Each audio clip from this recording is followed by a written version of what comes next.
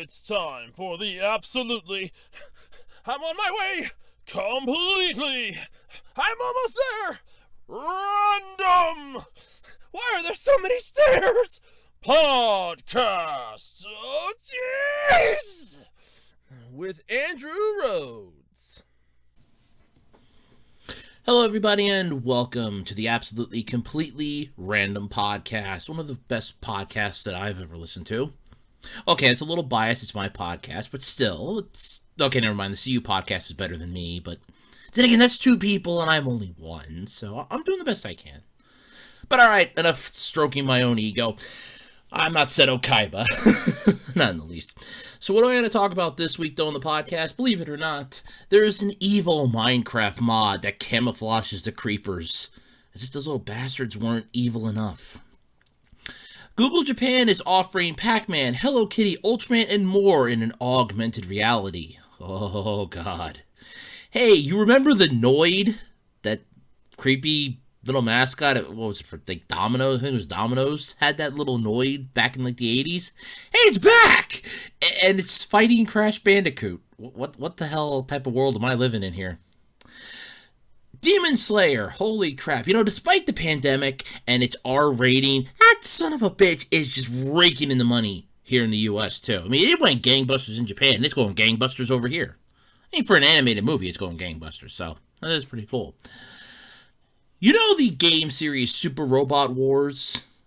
Yeah. You know it's turning 30? I didn't know that either. It's a year younger than me. Holy hell, that's terrifying. There's a game out there almost as old as me. Holy shit, that's terrifying. And some sad news to report. While I would have actually, if I would have caught it quick enough, I already had the topics fixed up just in case some weird stuff would have happened with the weather, because we had massive wind this week. If I would have gotten it fast enough, I would have been talking about the Dragon Ball Z composer passing away, which is sad, but unfortunately I didn't get that information fast enough. I am instead talking about this sad news. Ark the Lad R. You remember the game that I talked about, I want to say a couple podcasts ago, or a few podcasts back. I think it was like last year I talked about it, like November. Yep, the game's ended its service in June. Cue the Price is Right music. That's not good. All this and more this week on the Absolutely Completely Random Podcast. But before I go into that, you all know the song and dance. Come on, I have to pay the light bill here, and I'm the only one that pays myself. So this video is sponsored by me. Does this mean I have to clarify it as paid sponsorship since I'm paying well, I'm not even paying myself, so it's technically free sponsorship. I'm my own sponsor. Oh, God. That is horrible. I am my own sponsor. Crap. Anyway, yes, if you're interested in some oddities, weird shit, what have you, come check out my eBay page, ARHOADS-2012 on eBay. I have a wide variety of crap for sale. Trading cards, DVDs, some video games, some action figure parts, what have you. One person's trash is another person's treasure in the worldwide flea market that is eBay. I mean, come on, you can find anything on eBay. I guarantee you can find anything on eBay. You want some bones for a Halloween cosplay? I guarantee you can find it on eBay. You want a new pair of shoes that aren't going to bankrupt you? eBay's the place to go. And if you definitely want a Kleenex that was used by Dr. Dre or one of Shatner's old crappy toupees that somehow managed to get away from him, I mean, I don't know how. I think he glues them to his head, but still, you can find it all on eBay. And while you're on eBay, come check out my page. That's ARHOADS-2012 on eBay. You can also follow me over on Twitter at Otaku Rhodes. That's at capital OTAKU, capital RHOADS. Over on Twitter. And while you're surfing the information superhighway that is the internet, you know, the thing that we now have in abundance pretty much everywhere, you can also check out the official Web Designer 18 Facebook page, where it's pretty much always up to date. when I remember, to put up new information, links to the updated videos, which, again, when I remember, and so on and so forth. But either way, come check out those pages. And while you're here on the video, I know standard YouTube BS, but like, comment, subscribe, ring the notification bell so that you, that's right, you can be notified when new videos drop right here on the Web Designer 18 YouTube channel. So, this is how we pretty much go off every podcast we started off with. How did my week go? I don't know how to take this one. I really don't. This week, was one giant clusterfuck. And it just started on Monday. So, Sunday was fine. Sunday was okay. Had to deal with slow internet because of everybody wanting to watch the goddamn Oscars. And I did figure it out because we were trying to watch Shark Tank. Because we were catching up on the episodes because you can pull them up on the ABC app. And we're trying to watch them and it's like, man, we're having really piss shit poor internet speed here. I'm like, what the hell? I'm like, but there's nothing wrong with YouTube. I'm like, well, then YouTube was getting a little shaky there. I'm like, God damn it, what the hell? Then I'm like, wait a minute, the Oscars are this coming Sunday. I'm wondering if people are watching and just overloading the internet. And like overloading the ABC app and crap for like the Oscar pre-shit. Come Monday. Come Monday. It's back. Internet's back to normal. I'm like, son of a bitch. But that was Sunday. Let's get into Monday. So Monday starts off perfectly fine. Uploading some stuff, working on some stuff. I'm happy with some stuff. And by uploading, I mean like uploading, I think like I did a new resume. I was working on uploading that, a couple things that I've been working on. And I'm like, okay, so this is going good. I have this little ritual now. Because I work usually on a Wednesday and a Friday. I usually stop on my way home and get lunch from the convenience store about 2 miles up the road. Now, I like this convenience store. It's employee-owned because that's how the company works, and I fully respect that. And in all honesty, I will gladly spend, if I figured it out right, it's about $30 a week to buy lunch. It's literally 3 times a week. That's it. I get a sandwich and a bag of chips. That's my lunch, and I like the sandwich. I don't care what people say. I like the sandwich. It's an Italian sandwich. I give my mom the rabbit food off of it, which is basically the onions, the tomatoes, the lettuce. She gets that, makes herself a little salad. I get the rest of it. And occasionally I'll buy her like one of the little mini ones. I get the longer one.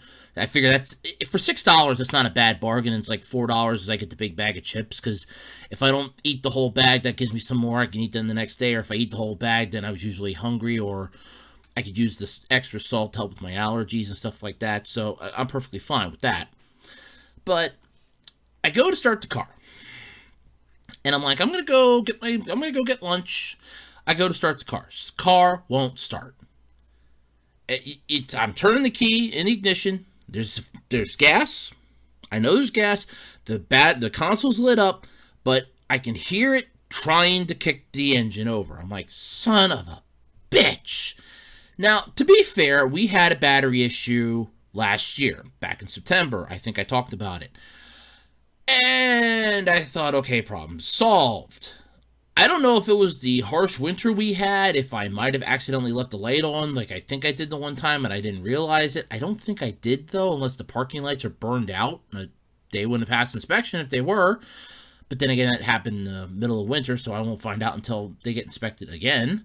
So, it's just a couple bulbs. It's like 40 cents to $1. That's not bad, if it is that. But either way, I'm like, okay, something's a little odd here. Something's weird. And I go to pop the hood open.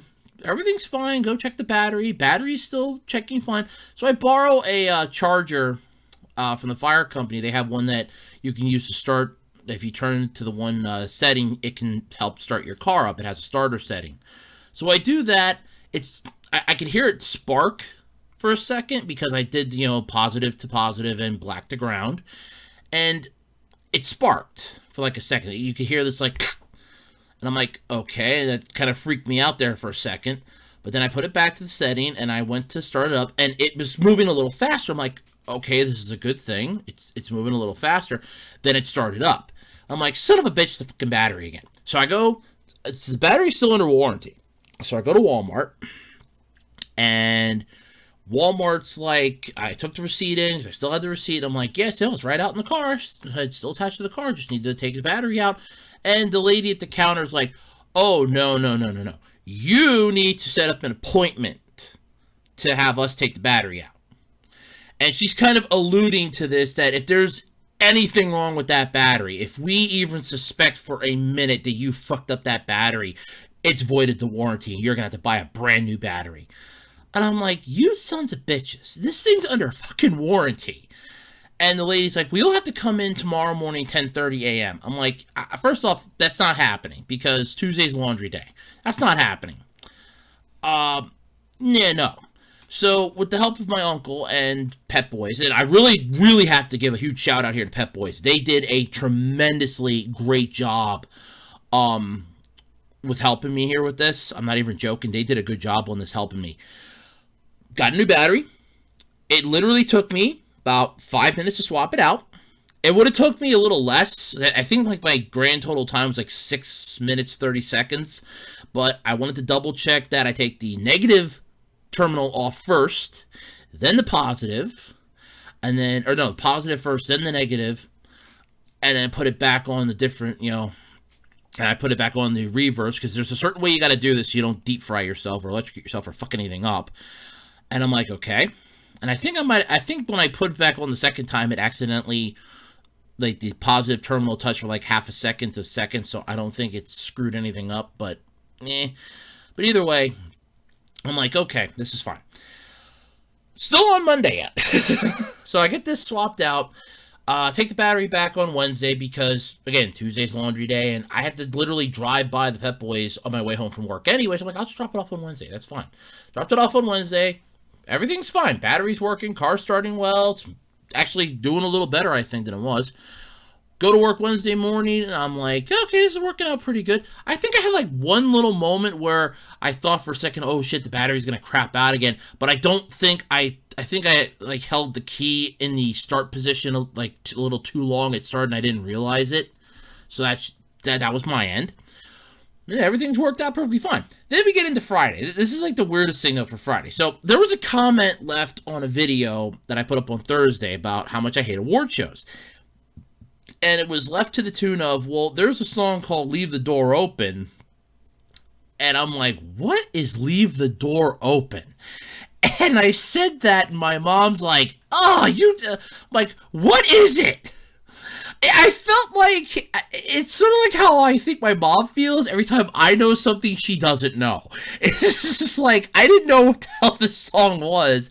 And she's like, you've never heard of it? No, I never heard of Leave the Door Open. Humor me for a couple seconds here. What the hell is it? And she's just kind of giving me this look like, you don't know something?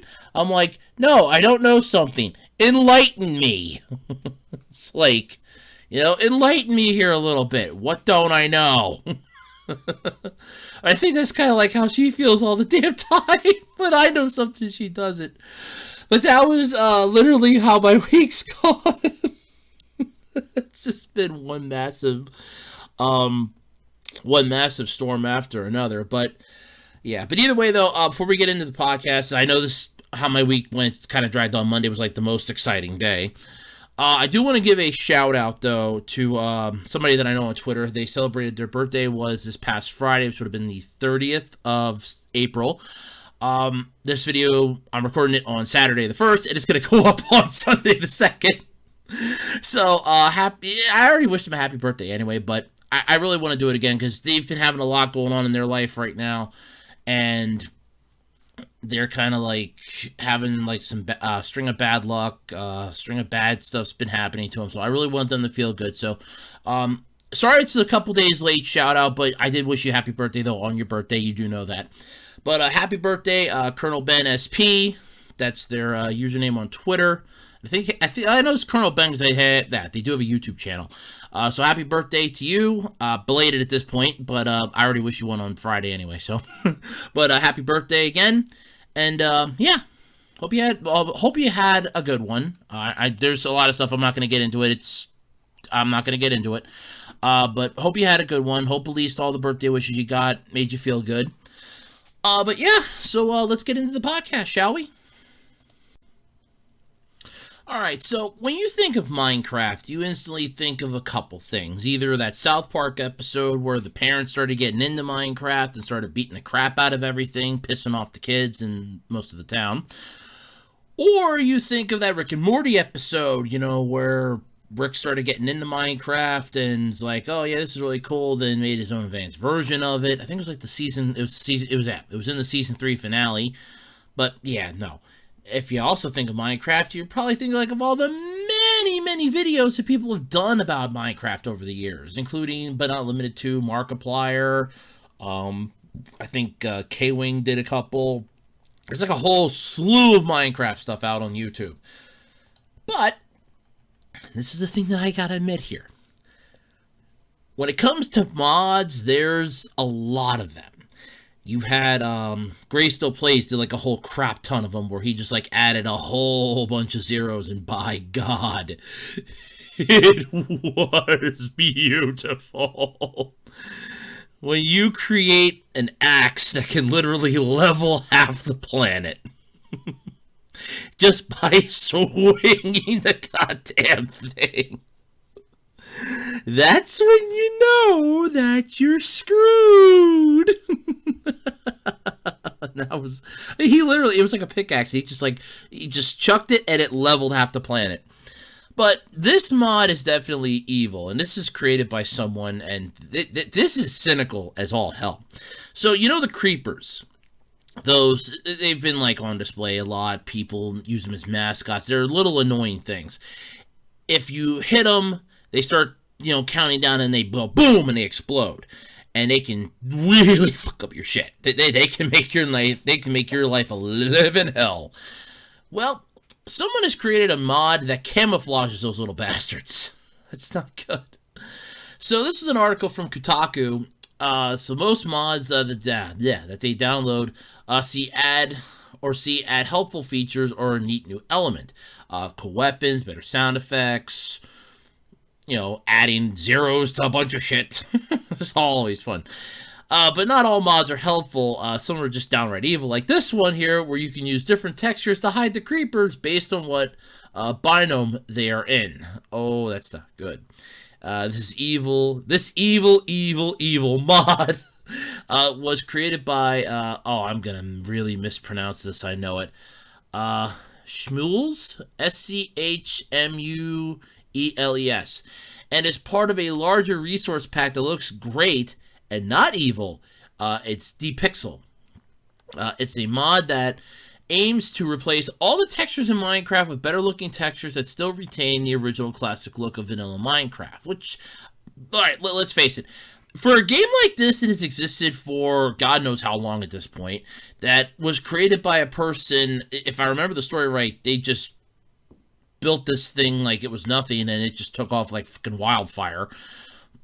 That's kind of impressive that people are creating mods to improve the textures to make the game still relevant and stand out today. I know that they did like that huge update to add like a lot of the real life features to it that I said was like really impressive, and from the videos it was, and the pictures that I saw was really cool. So I'm actually all for this because Minecraft does have, its place. I know there are a lot of people that play it. My buddy Sean played it.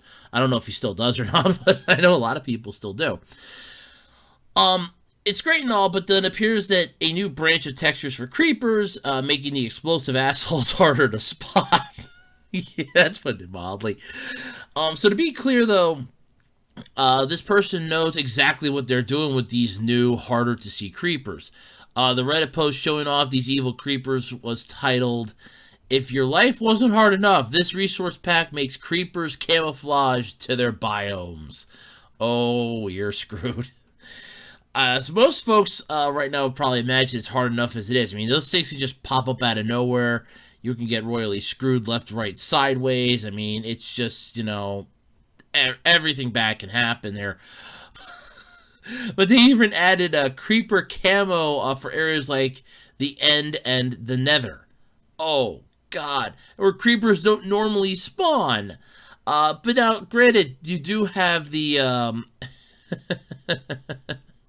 You do have some of the, Let's Players that'll make like mods in the thing, like, oh, here, I'm gonna make this like mod that drops like a couple random creatures in an area to make the game a little harder for them to try to complete. And believe it or not, actually, I had to explain that to my mom if we were watching the Gray Still Plays one. I had to explain that to her that, you know, there is a story in Minecraft. It's like, you really don't ever hear about the story.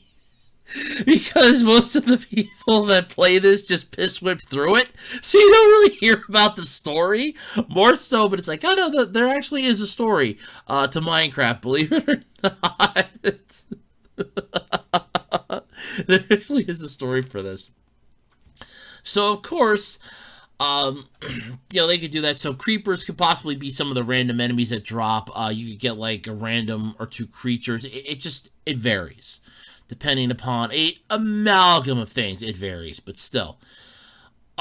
Yeah, this is just, oh, God. That's a freaking nightmare. I mean, if you can, first off, the Nether is a pain in the ass. And for somebody that's colorblind like me, the creepers were already a pain in the ass to kind of see in the regular area. So I'm not going to lie about this. This is a freaking annoyance. This is like a middle finger to everybody, especially the colorblind people. This is a giant middle finger to us. But yeah, sure, okay, whatever. Screw us, I guess. But what pisses me off is that you have like the end, which is basically, and I'm gonna say this, okay? You have the end. Now I've seen what that looks like, okay? I've seen what that looks like. If you have creepers that are blending in with that, I mean, you have, what's it, Endermen in there, the Ender Dragons in there, all those things are just going to constantly, jump on top of you. And now you're going to have to add creepers to that mix. No freaking thank you. I don't need that nightmare haunting me in my dreams. But thank you. That's just, really, really great to know. And the Nether is a royal pain in the ass. You have lava that can kill you, falls that can kill you, the piglins that can kill you, those floating octopus things that can kill you. Everything in the Nether can kill you. And now you can have creepers to that list. And watch the creeper just, like, spawn right by your portal. And blow your portal to Kingdom Come. Now you're trapped. That's when I would go, you little bastards. And that's when this mod becomes extremely evil. You little bastards. But yeah, no. So this is definitely an evil mod. I'm not going to lie about that. But holy crap. I mean, first, I get it. You wanting to add new textures to make stuff look better, to keep the game vibrant. And that's actually a good thing. You're keeping the game alive, which is really neat to have. But the fact that you're actually pissing off people, either indirectly or directly, like colorblind people like me, I would be royally pissed off at you. If I played Minecraft, I would be fumingly pissed right now with the whole, oh, this is great. So now I have to deal with, creepers. Now I have to deal with, camouflaged creepers. They could pop up anywhere, and I can't see them because they're blending in too well. Thanks a lot, you bastards. I mean, I get the whole, let's, make the game a little more vibrant, keep it up to date, keep it new, keep the nostalgic feel alive here. I get that. But when you start screwing with something that might piss off people, you're walking that fine line between I'm okay with this to, well, let's see how far I can push this before people get pissed. Oops. Yeah, that's my stance on that.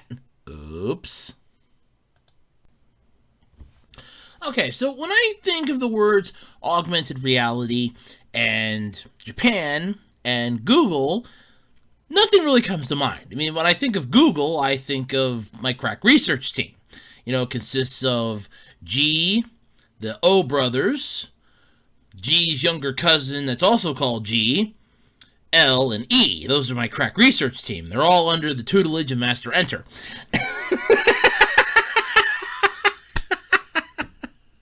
I love that joke. I love that joke.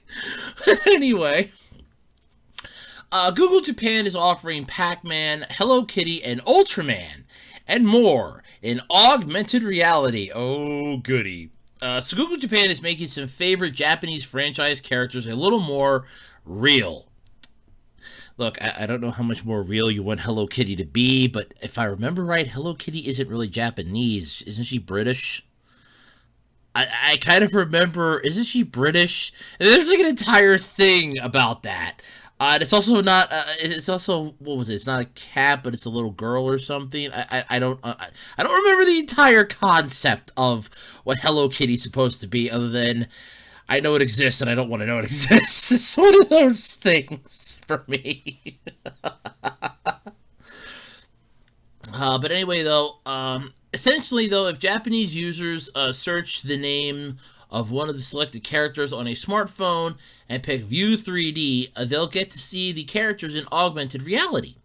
Google Japan released a trailer of this using Pac-Man as an example, and I gotta admit, it looks kind of cool. I mean, you got Pac-Man going after the power pellets with the 4 ghosts behind his sorry ass, so that's...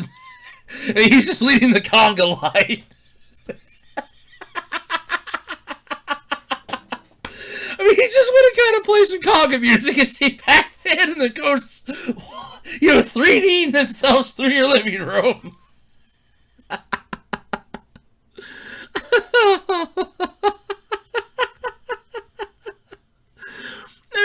It's not bad, though. I mean, I'd like to see Ultraman. That would have been really cool. Sorry, Hello Kitty. I mean, if you're going to show a trailer, I would have at least showed 3 of them. I mean, I think they do, but I'm not sure. Let me mute the audio just in case my earbuds pick it up here. It's like a 31-second trailer here. But yay, Google, my crack research team. Pac-Man. Bring Pac-Man here every day. Pac-Man will appear in front of you. Yeah, in a small little square you can make bigger or smaller. Oh, yeah. Yeah, you just see... it's like the ghosts are like, oh, yeah, hi. Oh, yeah, hey, we just want to get this thing in front of us. Yeah, hey, you just keep eating this stuff, huh? Oh, you even put it in your hand. That's cool. How would I enjoy that? I'd get a lot of kick out of this. But yeah, I would have at least shown, like, all of them, though, not just, Pac-Man. I would have shown, Ultraman. I would have shown Hello Kitty, but no, we don't get those. No, we just get Pac-Man. Pac-Man's the only one that we get to see in the trailer. I would have wanted to see all of them, but sure, why not Pac-Man? I mean, I'm almost terrified if it will make the waka waka noises. Like for Futurama, waka waka waka waka waka waka waka.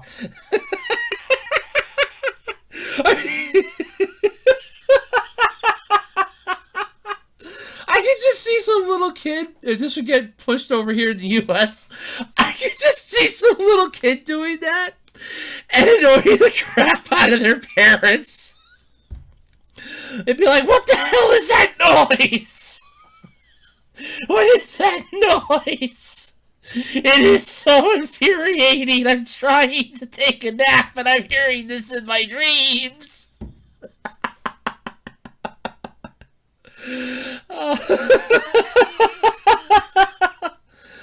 Oh, yeah, either way, this is still pretty cool. But of course, this is only Google Japan, so I doubt we'll get it over here unless... Well, somebody will probably hack the thing anyway, but besides Pac-Man, though, you can do the same thing with Hello Kitty, Pom Pom Purin, Koge... What the hell is that? Kogemune, and little twin stars from Sanrio. If you want something cute, or if you want to go all Gundam with... Oh, cool! Okay, so you can do Gundam RX 105, Gundam RX 104, Odyssey Gundam, or RX 104 FF. Penelope Evangelion Unit 1 is also available. Oh, sweet! Oh, okay, so you get Ava Unit 1. Okay, that's pretty cool. But then there's also Ultraman characters. You get Ultraman, Ultraman Zero, Ultraman Belia, and Gamora. Ultraman... We don't get Z in here? What the hell? You get 0? What the heck? You don't get Z? Oh, that's cheap. That's cheap. Come on, at least give a Z. That'd be cool to see that. Oh, man. No, still got a bunch of cool Gundams. I mean, the RX... Alright, I gotta look up this one. I know the only RX one I know is RX-78-2. Hold on. I gotta look this one up. Gundam RX-105.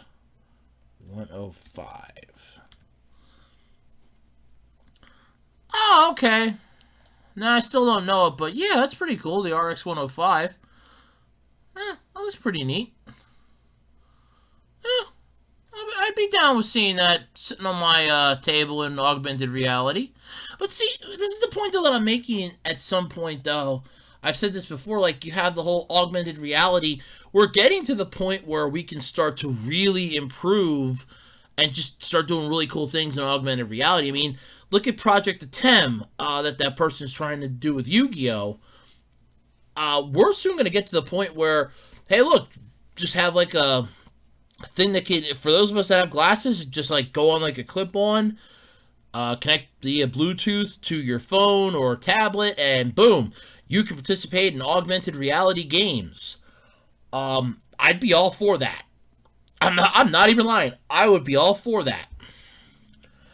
Create like a box or something with an outward, right? You know, people can see in from the outside, but the outside can't see, but the inside can't see out. Yes. Yeah, the one-way trick where, like, you can see in, but the inside can't see out, like they have in police stations. Just do that, and you'll have it be like the outside can see what's happening inside with the augmented reality, but inside they're battling it, you know, from, like, visors or the little eyepiece. That would be really cool, and I'd be all for that. And we're getting closer and closer to this technology. It's just a matter of time until somebody finally cracks the final barrier, and then basically the dam behind it just bursts and everything just floods out, and we get, you know, inundated with it, and it's beautiful. But that's what we're waiting for at this point, I think, is just for the dam to finally burst. The dam has to break, and then we're in business. So, but yeah, I'm all for this. This is really cool. I just really wish you would have shown off more than just Pac-Man in that trailer. So many questions. So many questions I have. Oh, God. Still so cool, though. It's still so cool. Okay, so who out there remembers the Noid? That creepy little mascot from Domino's, destroyed pizza back in the 80s, the thing that just pissed everybody off. In fact, to me, it also pissed off somebody so much that they actually held a Domino's employees hostage over it. Yeah, we all remember that now, right? Good. I didn't know about the Domino's employees, though. But still, if you remember the Noid, well, he's back. He's coming back to stop self-driving pizza delivery cars and to fight Crash Bandicoot. Well, that's not a sentence I ever expected to read or say, even, but Jesus Christ, this cannot be good. Either way. Yeah. That's what's happening. So, announced today, Domino's bringing back the Noid, the villainous character who first appeared in their pizza chains commercials back in 1986. It was the star of the commercials, a couple video games, and far more for years, as part of the bizarre marketing campaign of Avoid the Noid.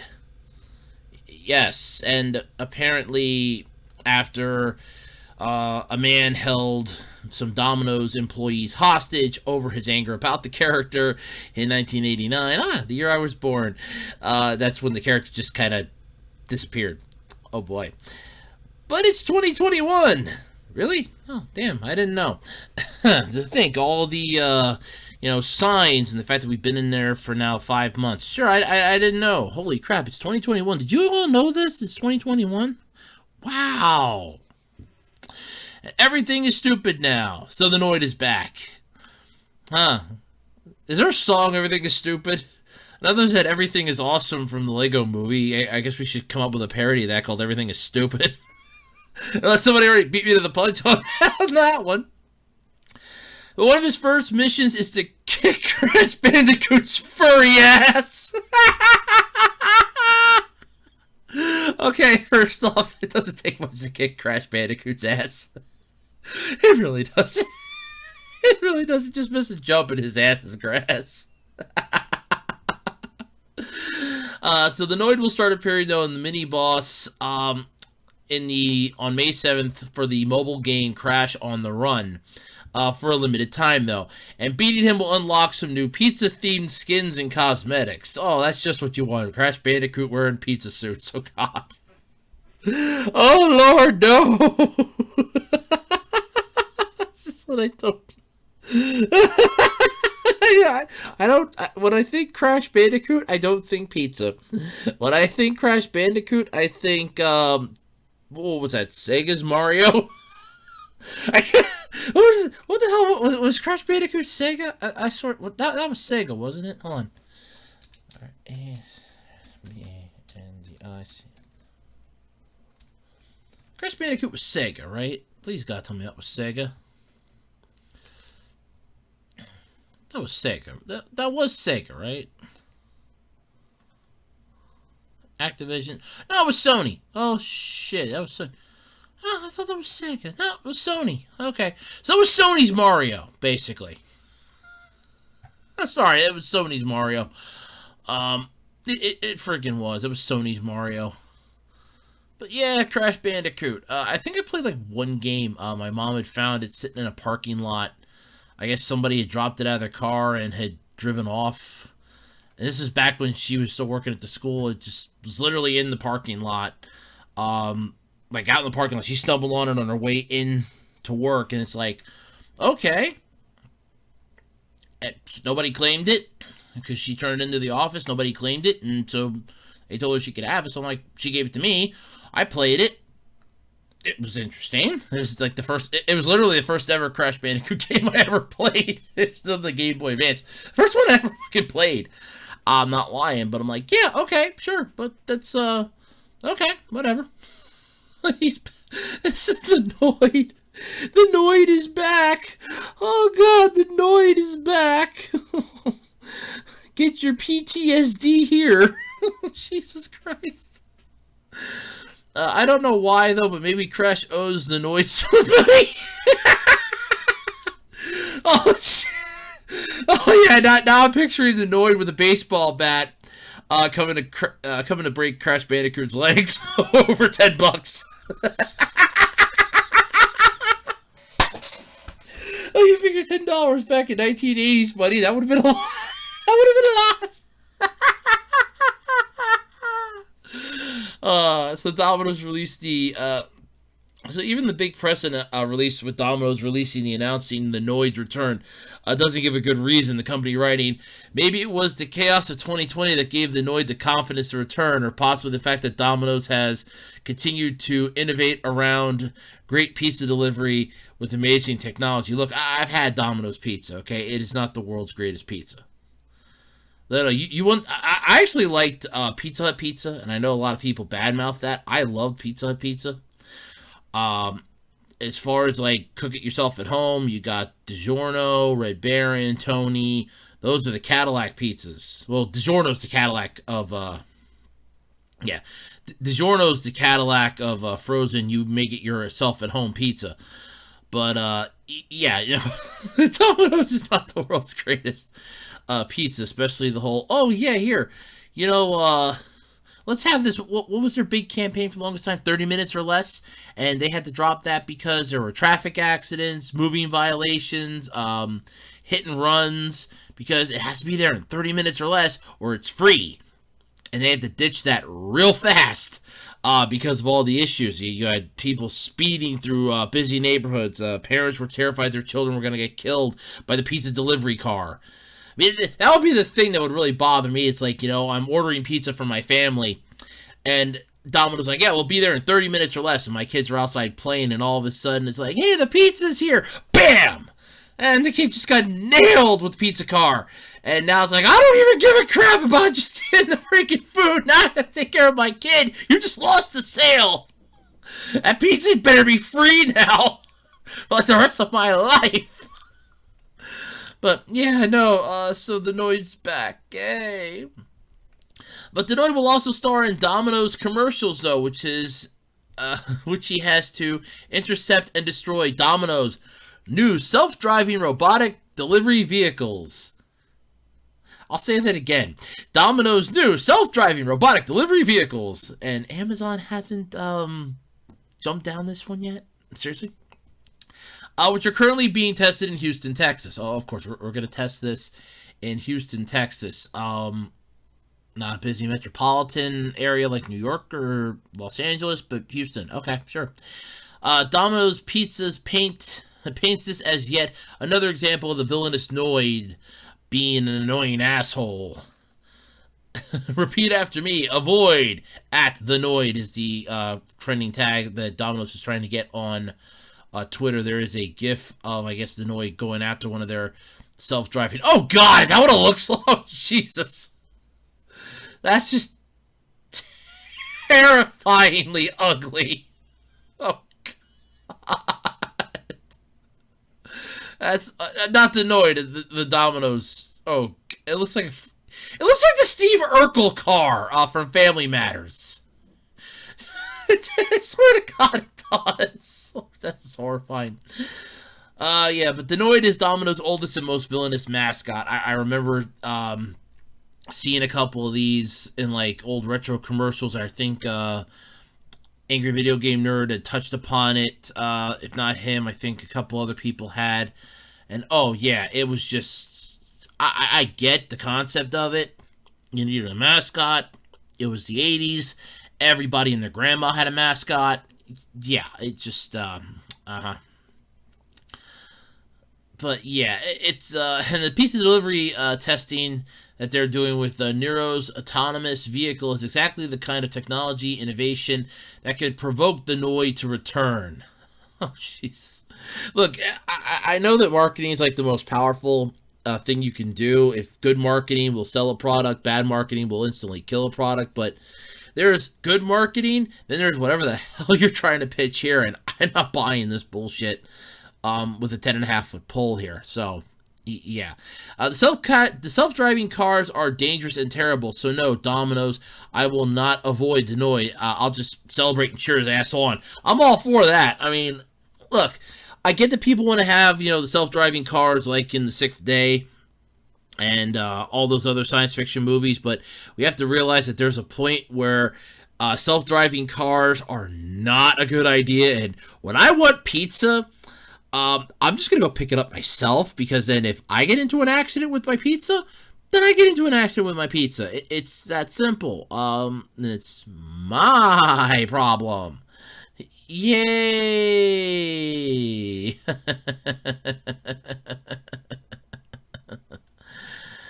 Yeah, not exactly a good moment to start there, but you get the idea.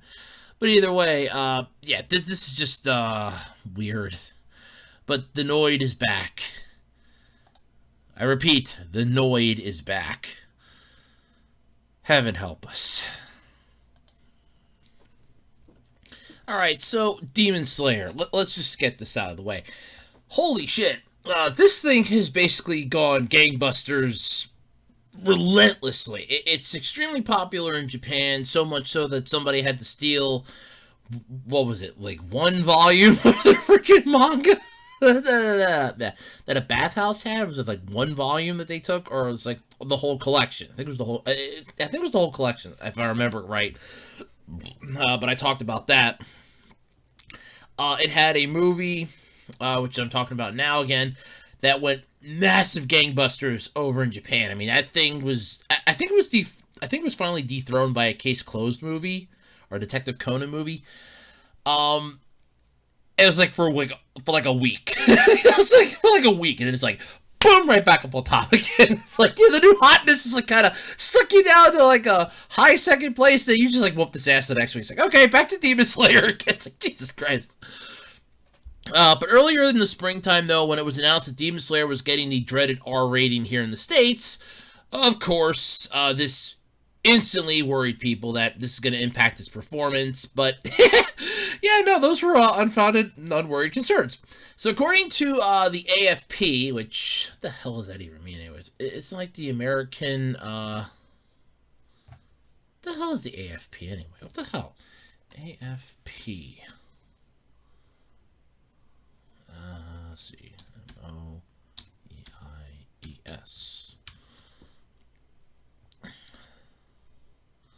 I don't even know what the hell that is. So, yeah. Interesting. It's new. Okay, so according to the AFP, those are something that I don't know.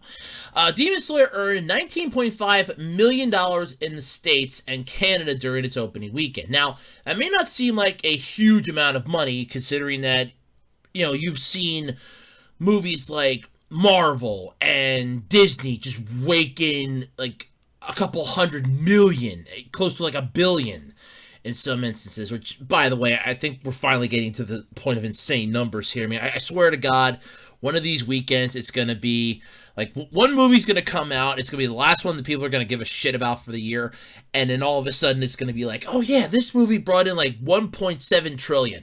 And I'm just going to instantly throw my hands up in the air and go, how? You tell me how. You tell me how this happened. I want to know. I really will.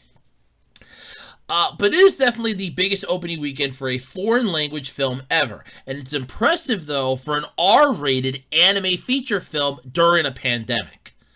Hell yeah, that's extremely impressive. First off, it's R-rated. That's good for an R-rated movie, period. Okay? You get like PG-13 movies, they can rake in the crap ton of money because, you know, you don't need to show ID to get into those. R-rated, you need to show ID. At least you do in this. At least you do in my state. You need to show ID to get into an R-rated movie. Because I went to go see a movie. It was R-rated, and at the time, I think my buddy Sean, at the time, I want to say. I'm trying to remember what the hell. Was it him, me, and his at the time fiance, or were they? No, they weren't married yet. I know that. No, they weren't married yet. I think it was just me and him. I had to show ID to get my damn ticket. That kind of pissed me off a little bit, but yeah, so, I mean, this has happened. You have to pay, you have to show your ID to get into an R-rated movie, but for PG-13, you don't. Your parents just need to be there.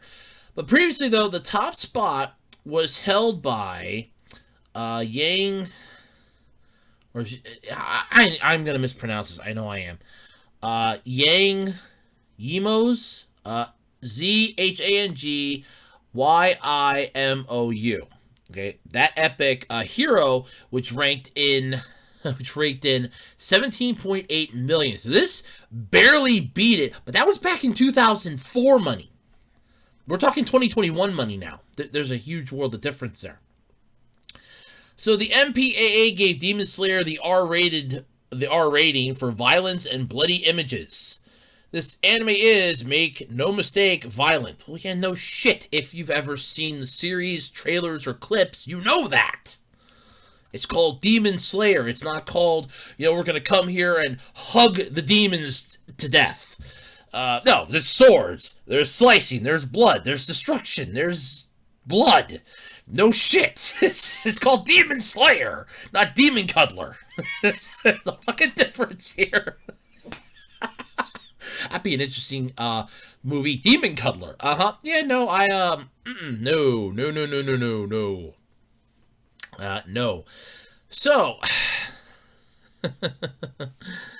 yeah, this is interesting. But anyway, but in comparison, though, the movie is PG-12 in Japan, which is Japan's version of PG-13. That's actually pretty cool. They get PG-12, we get PG-13. Interesting. But it has broken numerous box office records over there. It went fucking gangbusters in a matter of seconds. That thing would have, I think it actually kicked Avengers' ass. Like I said, if I remember correctly, it was dethroned for like 1 week by, and then I think it was the Detective Conan movie. And it just immediately went right back to the top spot the next week. It's like, yeah, okay, they wanted to try out the new hotness, and right back to the old stuff. It's like, yeah, okay, the new one wasn't that great. We're back! It's like, yeah, wha-bam!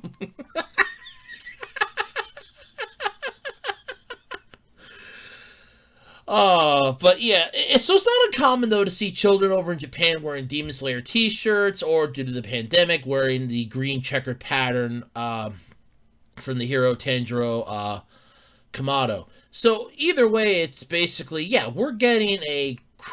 Over there, Demon Slayer is popular. Yeah, no shit. Like I said, you had the manga... What was it? Like, I remember the manga volumes that got swiped from that bathhouse. And then people just started shoving. It's like, here, take mine, take mine, take mine. To, like, give that bathhouse some. They're like, we just want the ones that we had back. It's like, oh, yeah, we did have them marked. Yeah, you announced that after somebody returns them. It's like, well, how do you know that those are yours? Oh, we have them marked. It's like, that would have been useful information to know. But it's like, oh, we don't want people to go around and try to find, our, stolen... manga volumes. Really? I would rather people go try to find my stolen manga volumes. I want to make sure that I'm getting my manga, back. No? Okay, well, screw me then. It's just... Oh, God. It's idiocy. Pure idiocy. Oh, it's just, yeah, it's just pure idiocy. But still, though, I am not going to lie. Holy crap. Yeah. Yeah, no, this is, it's interesting, though, that it got an R rating. And I'm not surprised it was going to get the R rating. The minute you see blood... It's instant R rating, but it's a soft R. I mean, if we're talking like Bloodsport here, Bloodsport is a hard R. That is like the hardest R that I know of off the top of my head. That would be Bloodsport. But if you're talking like soft R, that's like a lot of stuff. It's like, this could have been PG-13 if they had toned down the blood just a smidge.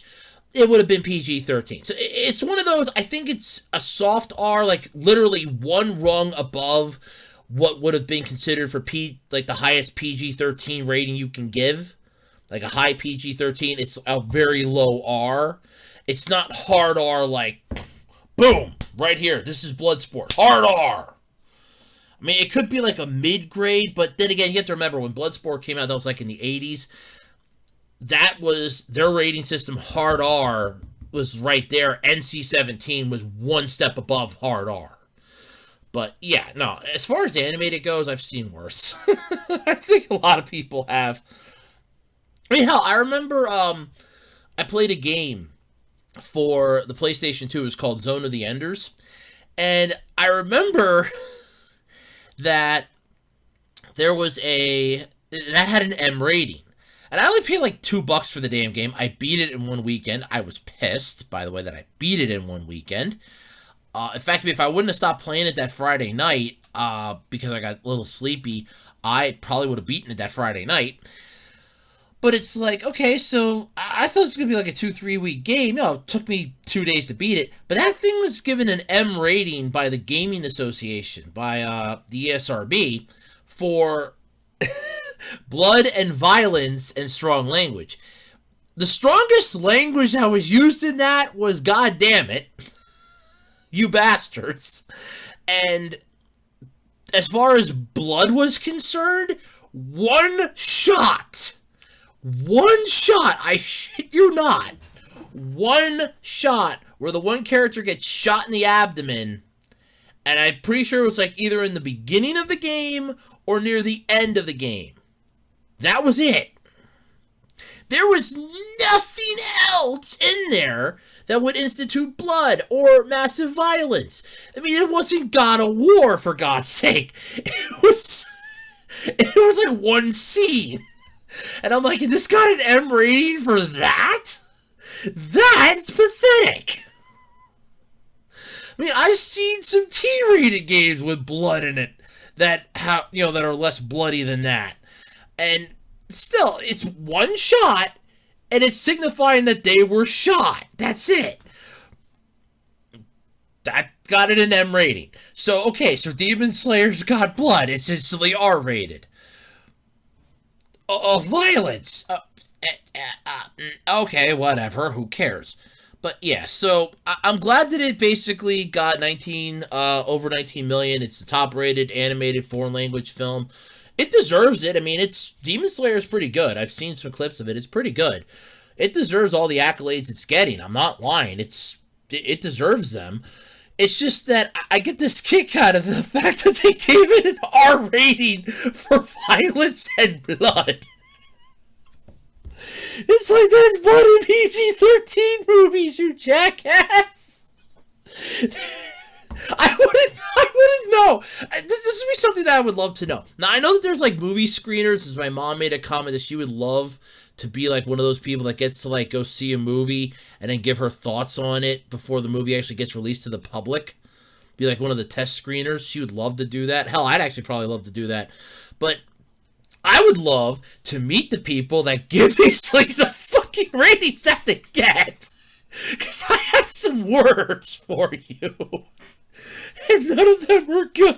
It's like, I mean, for God's sake, yes, there's blood, there's violence, but yes. But okay, let's take a look at this PG-13 movie. Hey, look, that guy got shot. He's bleeding.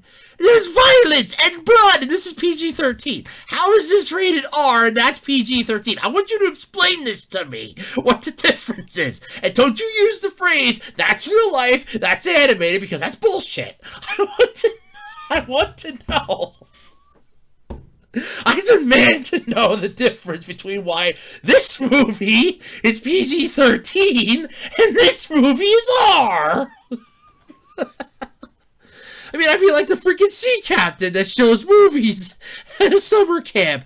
I show movies, but nothing rated R. It's like, god damn. But yeah, in all seriousness, though, I am glad that Demon Slayer is doing so well. It deserves every accolade that it's getting. I'm not lying, but it's rated R for blood and violence. No shit, it's called Demon Slayer. It's not called Demon Cuddler. I'm just gonna cuddle the demons like, it's okay, you've done bad. There, I'll give you a hug and you'll be good now. And we'll get a G rating.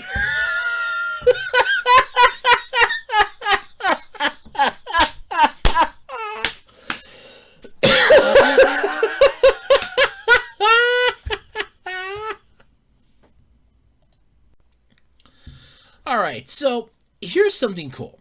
So there's this game called Super Robot Wars, and if you've ever wanted to play a game where mech characters from different genres and different from different series all came together in one epic battle where you could control Gurren Lagann and at the same time control a Gundam and have, Dygard kind of whooping ass in the background, and all three of them are working together to save the world. Well, then you probably played or wanted to play Super Robot Wars like me. But back in April of 1991, Band Presto gave mecha anime fans their greatest wish. More like our greatest wet dream. At least that's what I'm going to call it. That's what I'm going to call it. This is every mech anime fan's greatest wet dream. It's like, yes, this is all I've ever wanted. When the advent of Super Robot Wars, lovers of giant robot anime could lead a fleet of their own and save the world. I mean, come on, I'd want to control Gurren Lagann, some Gundams, maybe Ava or two, I don't know. Whatever the hell you want to give me, some Nightmare Frames, I don't care, I'll take them. But this game is 30 years old. Good lord, I was born in '89. This game came out almost 2 years after I was born, and it's almost 30 years. It's like 30 years old. Holy hell. I am an old man now. It's a game that's almost as old as me. Holy shit. But this game is still going strong. If you're new to the franchise, though, there are some basics as to why, especially if you're a mecha anime fan, you have got to have this in your life. For starters, I've actually been looking for this, but you can't find a lot of copies that aren't outside of Japan. Some of them are on emulators, which, while I would love to get into emulation, I still have a lot to learn as to the basics on doing it, getting the right stuff, and making sure that I don't fuck it up. And there were a couple that were released in the US, but they do kind of suck, and those I try to avoid. I did my research on those, at least. But you can control classic giant robots. That's right. 3 different series, though. When Super Robot Wars began, it featured 3 classic series. Mazinger Z, Getter Robo, and Mobile Suit Gundam. Getter Robo, that is the best. Change Getter 1 and blow the crap out of him with Getter Beam. That'd be cool. Yeah, players guided familiar units across maps, replaying familiar scenes with the combined forces of 3 series worth of giant robots. I mean, just imagine how cool this would be to take on, like, the Dark Gundam from Mobile Fighter G Gundam using Die Guard and Gurren Lagann. That would be so fucking epic. I would be wetting my pants in excitement. So over the years, though, more and more series have joined the Super Robot Wars franchise. And with them, the voice actors behind the characters we love. Now you can line up Gal Gaigar with Gunbuster, build a fleet of musical Macross units, and take on Dr. Hell with all the Mazingers. In the most recent game, you even get Captain Harlock's Arcadia, and the cast of Cowboy Bebop. Well, now, Cowboy Bebop isn't a mecha series, so damn it! How do you think Captain Harlock is? But, oh, well, fucking who cares? Cowboy Bebop? I can have Spike Spiegel pilot. Wait a minute, can I have Spike Spiegel piloting Die Gurren? Oh, piloting Gurren Lagann, oh, come on. Please tell me that's a possibility. Band Presto's Originals. So while commanding familiar mechas is the big appeal of Super Robot Wars, you can't forget that the Band Presto Originals. These new characters have their own stories, robots, and universes. It's on the playing field that the many and very giant robot universes of anime collide. In each game, you choose an original and their robot, super or real, to represent you on the battlefield. Oh, goody. And you'll have more original allies backing you up. The original villains waiting to take you down. I remember there was a game similar to this for Zoids. I played the ever-loving crap out of that game for the Game Boy Advance. I think it was, what was it, Zoid? Oh, God, what the hell was that on? Hold on. Zoids GBA. I know there was a game. What the hell was it? Zoid's Legacy. That's it. Zoid's Legacy. I played the crap out of that game. I loved that game. I played it. I remember one Saturday, and I remember it was a Saturday. I was taking on the one boss. I was using Liger Zero because I love Liger Zero. It's one of my favorite Zoids. And all of a sudden, it's like I can change the CAS system, which is the change armor system on Liger Zero. I'm like, okay, let's go to Schneider. And I'm like, wait a minute. I didn't even realize it at the time that I have literally been, an equal opponent to the boss that I had to take on. I thought I was way under level and I'm going to lose, but it's like, no, wait a minute. I'm on par. I'm like, I got to end this before my luck runs out. It's like, I can change the armor systems on you. Because you could pilot the different Zoids. You could, get all the fusers together to make the Chimera Dragon. I think there was Liger Zero Phoenix might have been in it. I don't remember. But I know Liger Zero was from New Century Zero. from Zoid Century Zero. I remember that. You could get Shield Liger, Berserk Fury. There's a whole bunch of them, and I remember having like my dream team. We had the Whale King that we were riding around in.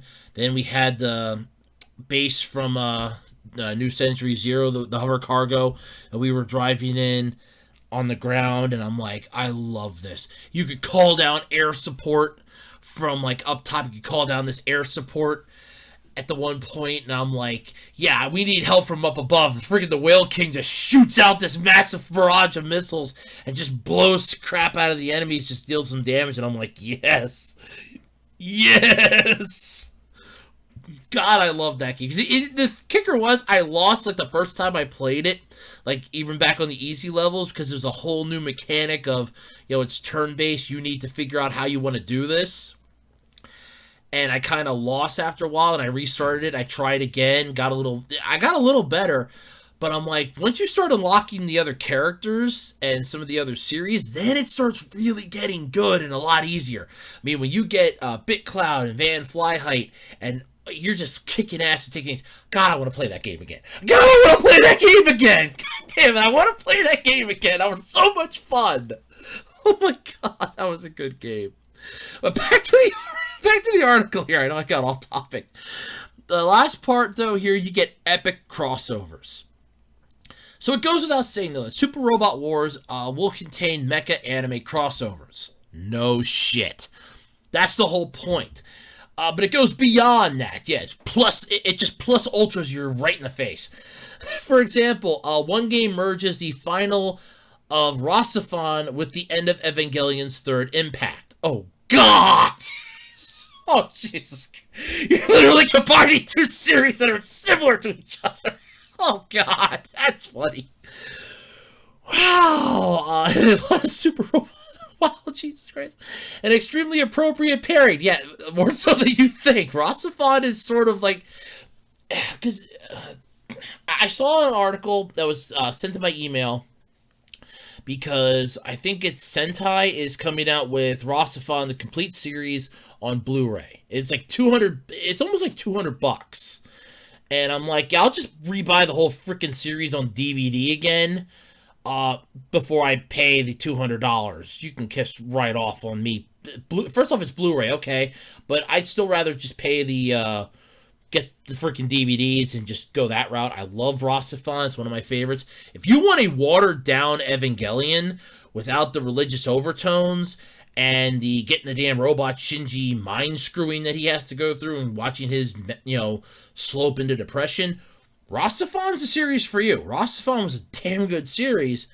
I remember I got it on a whim because I found like 2 volumes at my local FYE. I got them on a damn whim. And I'm like, holy shit, this is good. And then my local Best Buy had the complete series for like, I think at the time it was on sale for $20. I'm like, I just picked it up and I watched it. I'm like, this is beautiful. Oh my God. It's like Evangelion, but so much better. And it's so much better. But I do like this, though. You will see Third Impact in a lot of Super Robot Wars games. Well, yeah, no shit, Evangelion, so duh. Robots of similar eras and themes may get combos, like the Sun/Moon/Bird attacks shared by Daitarn 3 Zambot. Oh, God. Zambot 3 and Trider G7. And sometimes they're just funny. Like when Gear Fighter Dendo's Hokuto says, Misato Katsuragi sounds like his mom. And for those of you that don't know, Misato Katsuragi is, Major Katsuragi from Evangelion. That's weird. To be fair, she does, since they're both voiced by the same person. But it's kind of nice when they break the fourth wall there a bit. It's like, hey, she sounds like my mom. Yeah, it's just kind of funny. But there's more, though, to come from this genre, from this series and this franchise. Loads more to come. Hell, you have giant robot series just coming out of their ass every freaking couple years, anime-wise. you're always going to have content for this. If you have never got a chance to get into this, I get into it. For God's sake, get into it. There's a lot. Let's see. There's more to come in your future. Can't wait to see what's next. Plus, as of Super Robot Wars T, there's at least one official English translation of the mainline game. What robots would you like to control in your next season? Okay, Super Robot Wars. Okay, let me see. I want to see which one, because I remember there was one that I thought that was dubbed in English, and was it T? I don't remember. Was it T? Was it T? I guess it might have been T. Was it T? No, it couldn't have been T. Oh, no, okay, Nintendo Switch. So yeah, I guess T. Okay, I thought there was one beforehand that was dubbed in English, because I thought I remember seeing it. Unless that was just a fan one, that fans might have dubbed it, but okay. Either way, it's still cool. Like I said, if you get a chance to get this, just for God's sake, even if it's like an emulation, you want to like go through an old school emulation, go for it. For the love of God, I can't stop. Even if you just want to watch clips of it on YouTube, go for it. It's impressive. But what robots would you like to control in your next gaming session? For me, my dream team in this would be Dai Gurren. So basically Gurren Lagann. I would want to control Gurren Lagann. And I would want the Gurren Lagann, not Tengen Toppa, the final one that took on the anti-spirals. I would want the one before that, where it combined with the ship.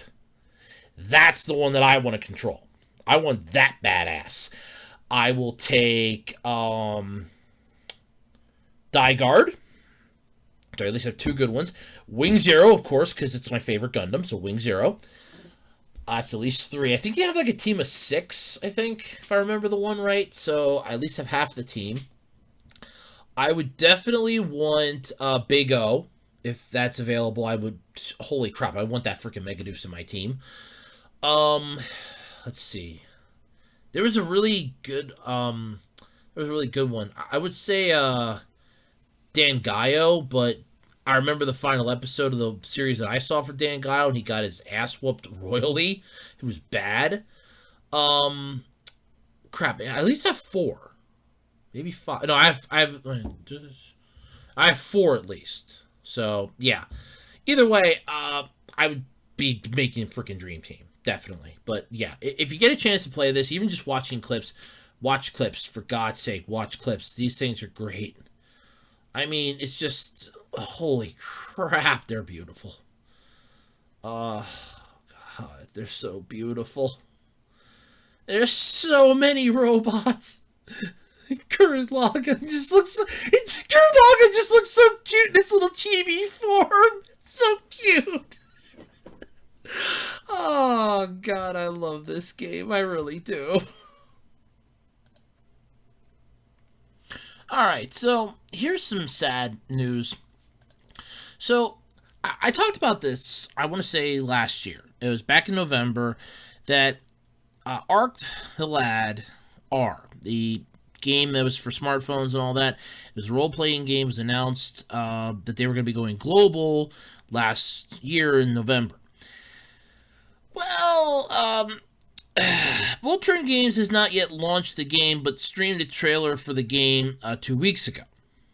However, we've now been told as of this past Monday that the game is going to be ending its service on June 30th. So, this is interesting. Now, the game launched back in 2018, and it was planned for a global release. So, it's not exactly good here. The sequel of the game is set 10 years after the great disaster that befell the world at the ending of Arc the Lad 2. I never actually got to the ending of Arc the Lad 2. I did play the start of it. I could never beat the original Arc the Lad. I'm not even joking. I could not beat the original. I literally could not beat that final boss no matter what I did. I constantly lost every freaking time. So, yeah. It features both new and returning characters. The basic game was free to play with in-game purchases available. The game features the return of the key staff members from the first 2 Arc the Lad games, including Toshiro Tsuchida, as the general game director and designer. We have a scenario writer, Norihiko Yonisaka as the scenario writer, artists Eiji Kiyoma, Ryuichi Kunesu, and Hiroshi Hayashi. And I apologize if I mispronounced anybody. If I mispronounced your name, I apologize. And T Square's Masahiro Ando as composer. The game retains the series' classical turn-based battles, which was the thing that kind of annoyed me a bit, while also introducing the new, unique features. Side activities from previous games, such as missions from Forbidden Ruins to Colosseum, and the Hunters Guild are also set to return. They originally announced the game back in December of 2016. Now, we don't know if this is going to affect the global launch, but I'm guessing it probably is. So that kind of sucks. I know a lot of people were really psyched for this, and they're like, "Oh my God, we're getting Arc the Lab. We're going to be able to play the smartphone game," and now it's the rug just yanked right out from underneath you. It really sucks. But yeah, it really freaking pisses a lot of people off. If I remember reading correctly, because I had to actually copy and paste the article. You can pull it up, but for me to record my audio here, I actually couldn't look at the article and try to record because it was causing too much of a delay because the ads trying to load up. It was really becoming an annoyance. So I just copy and pasted the bulk of the article to a notepad. But if I remember reading it correctly, they were saying something about I think it's later in May, they're going to stop purchases in the game.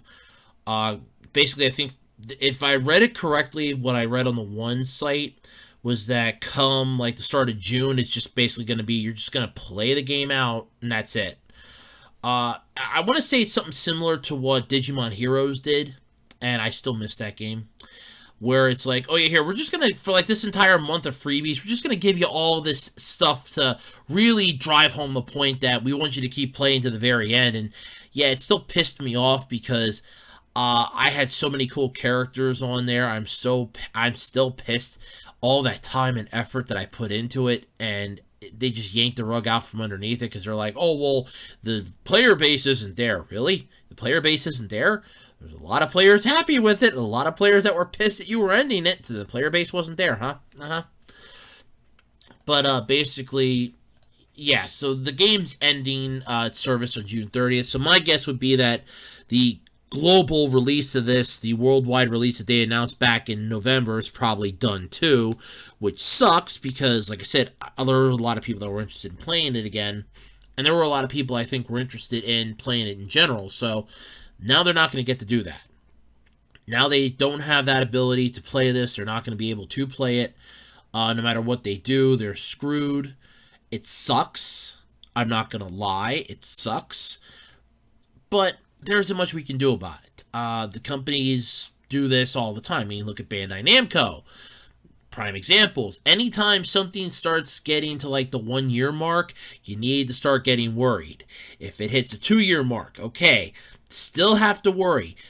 When you get to the 3 or 4 year mark, that's where the worry really needs to kick into higher gear, because now it's okay, people are starting to let down their guard, and now all of a sudden the worry starts kicking back up to full gear. It's oh, wait a minute, people are letting down their guard. Oh my God, they're going to ditch this game. And when that happens, you're screwed, because everything that you put into it, it's done. And that's all it is. But, yeah, so I don't really know, there's really nothing much to say here. I mean, it sucks because they only announced it back in November. Hey, we're going to be coming out with the worldwide release of this. You're going to be able to play this worldwide. And now all of a sudden it's, yeah, the game's done. Come June 30th, we're done. So, yeah, it sucks. I'm not going to lie. It blows. It reeks, but that's sadly the mobile app world that we live in, because the game can be popular for 6-7 months to a couple years. The minute the popularity starts to drop off, the minute they don't start seeing a good ROI, and the moment that they start feeling like the players aren't interacting with the game as much, bye-bye. The game just drops their ass, and the publisher's just like, fuck it, we're done. And that's it. And that's sadly what's happened to a lot of good mobile games. So, yeah, it sucks, but that's what it is. But, press F for respects to Art the Lad R, because we're not getting it now anymore. I doubt we're going to get it here in the States now, so press F for respect. Alrighty, folks, that's going to do it then this week for the Absolutely Completely Random Podcast here on the Web Designer 18 YouTube channel. It's been a blast being here for the last over an hour. We've all talked, we've laughed, we've had some cries, we've laughed. As Hades would say in the Hercules movie, we laughed, we kissed, we smoozed, we carry on, we went home happy. So, yeah, I think we're all pretty good. But anyway, don't forget to submit your questions for the May Q&A video. Don't forget to put the parenthesis, capital Q, ampersand, capital A, parenthesis, so I don't answer it right away. Feel free to check out some of the other videos that I have up. There is going to be a video going up this week explaining some changes coming to the channel and a few other things. So keep all that stuff in mind. And until next week, I'm Andrew Rhodes. This has been the Absolutely Completely Random Podcast, and I am out. Bye, everybody. Peace out. I'll catch us all next time. Bye, everybody.